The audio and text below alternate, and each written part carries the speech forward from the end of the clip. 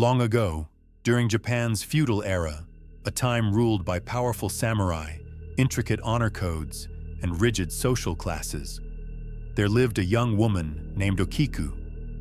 She was a servant of exceptional beauty and quiet strength, employed in the household of a fearsome samurai named Aoyama Tessen, a retainer of the ruling shogunate.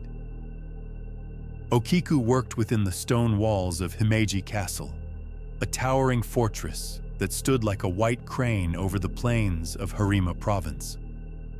Despite her low social standing, Okiku was known throughout the castle for her grace, modesty, and diligence.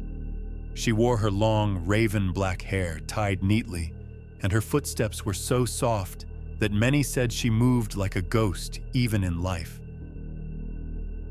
Her primary duty was to care for a set of 10 exquisitely crafted porcelain plates, passed down through generations of the Aoyama family. Each plate was said to have been imported from the Ming dynasty in China, delicately painted in cobalt blue and trimmed in gold. They were more than valuables. They were symbols of status and family legacy. Misplacing even one would be considered an unforgivable disgrace. Samurai Aoyama Tessen, though outwardly refined, was a man corrupted by power. He developed an obsession with Okiku that deepened into dangerous desire. Her refusals only stoked his need to possess her, as was often the cruel entitlement of men in power during that time. He made her countless offers: wealth, fine kimonos, even a chance at elevation from servant to concubine. Okiku refused each one with quiet defiance.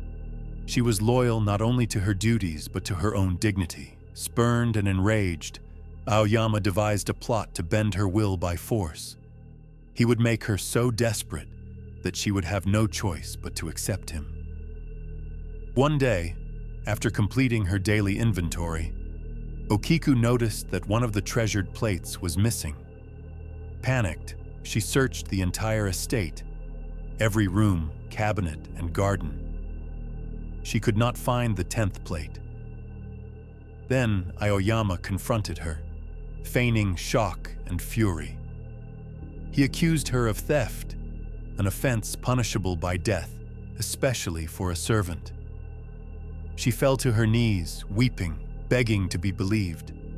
But Aoyama gave her a choice: become his mistress and the matter would be forgotten, or face torture and death. Still, Okiku refused. Aoyama's pride couldn't withstand the humiliation. That night, he summoned her to the garden. Beneath the pale moonlight, next to the deep well that served the castle, he made his final offer. When she refused again, he snapped. In a sudden, savage act, he struck her down, bound her trembling body, and cast her into the well. Her screams swallowed by the darkness. Her life ended in cold water and stone. He covered up the murder, claiming she had fled in disgrace. But something was unleashed that night, something that would not rest. Soon after her death, servants began to whisper. At night, they heard faint cries near the well. The temperature would drop inexplicably. Shadows moved on their own. Then came the voice. At precisely midnight, a woman's voice would echo from the well, soft and mournful, counting.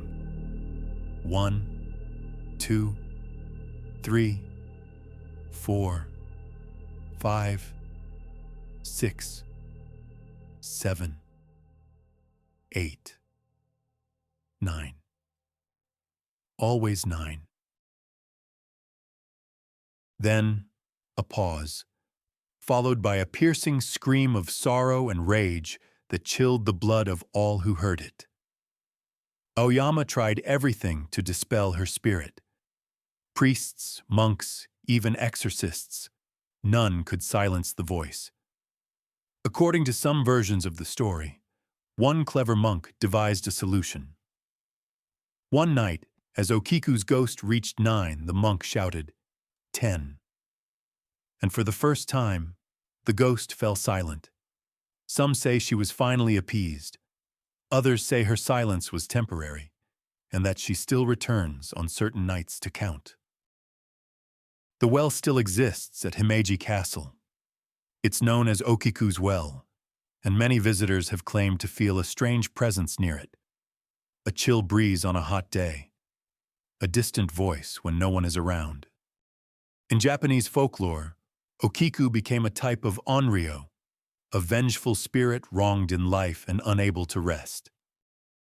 Her tale lives on as both a cautionary legend and a reminder of the injustices suffered by the powerless and the ghost that vengeance leaves behind.